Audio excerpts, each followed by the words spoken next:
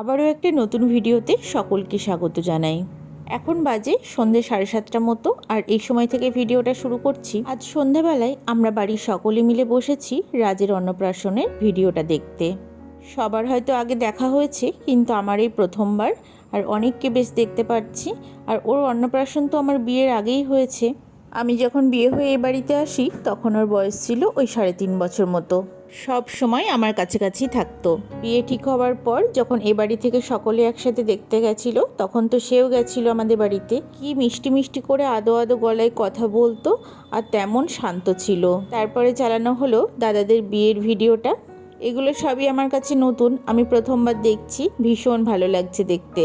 যেহেতু 12-13 বছর আগেকার কথা, সকলের চেহারায় কত পরিবর্তন।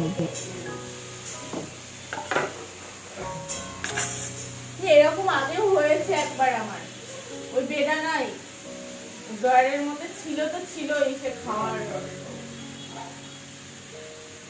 পুরোনো দিনের ছবি ভিডিও এগুলোর মধ্যে না এমন অনেক মানুষ থাকে যারা হয়তো আজ আর আমাদের মধ্যে নেই, তো দেখলে মনটা বেশ খারাপ হয়ে যায়।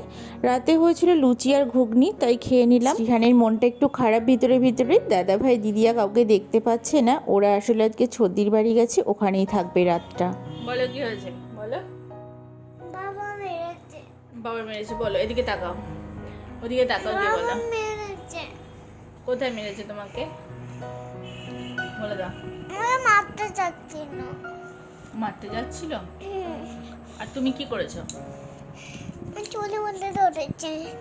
কেন? আচ্ছা তান, দিদিয়াকে ছাদে রেখে এসেছে জেঠুন। কেন গো, কি করেছে দিদিয়া? মেরেছে।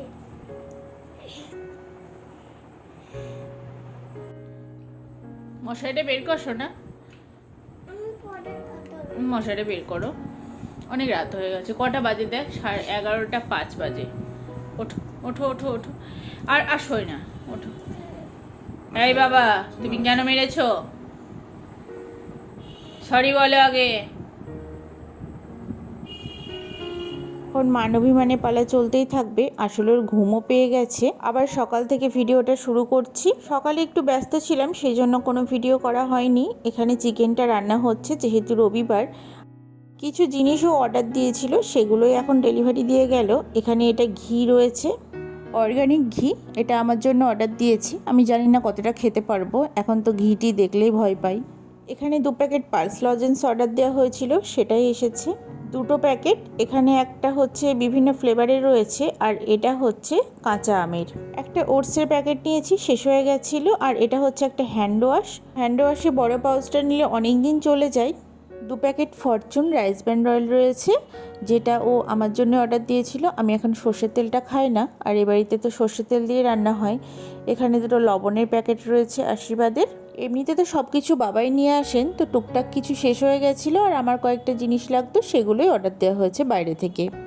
একটু ছাদে গেছিলাম জামা কাপড়গুলো মেলতে। আসলে বেশ জামা কাপড় জমে গেছে, কয়েকদিন বৃষ্টি হচ্ছে বলে। আজকে বেশ রোদ হয়েছে, ওয়েদারটা খুব ভালো। আর এদিকে অনেক দিন তো ছাদে আসিনি। এই নাকচাপা গাছটা কত বড় হয়ে গেছে দেখুন। দাদা এখানে বেশ কিছু গাছ লাগিয়েছে। আর এই সাইকেলটা, এটা তো ছাদেই রয়েছে। এটা রাজ, রিহান, মাহি সবাই চালিয়েছে। অনেক পুরনো সাইকেল, এখন নষ্ট হয়ে গেছে। কাণ্ডটা একবার দেখুন। ওই যে লজেন্সের প্যাকেটগুলো দেখেছে, তার আর মাথায় ঠিক নেই। এই কারণেই না আমি প্যাকেট ধরে আনতে চাই না। আসলে ওর বাবাই তো সারাদিন থাকে না, যখন তখন যদি একটু বায়না করে তাহলে একটু বের করে দেওয়া যায়।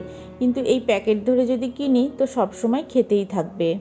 পুজো তো আর হাতে গোনা কয়েকটা দিন বাকি আছে, ঘরটাও একটু গোছাতে হবে, সেই জন্য একটু তাড়াহুড়ো করছি। আর এদিকে লজেন্সগুলো ঢেলেছে, কতগুলো দিয়েছে এক একটা প্যাকেটে সেটা দেখার জন্য। তো এক একটা প্যাকেটে 50টার মতো ছিল। আমার তো সব থেকে ম্যাঙ্গো ফ্লেভারটাই ভালো লাগে খেতে। আজকে যেহেতু রবিবার, ওর বাবাই তো ছুটি আছে, আর ও শ্রেয়ানকে খাওয়াতে ভীষণ ভালোবাসে। কিছুটা ফল কেটে দিয়েছি, সেটাই ও শ্রেয়ানকে খাইয়ে দিচ্ছে।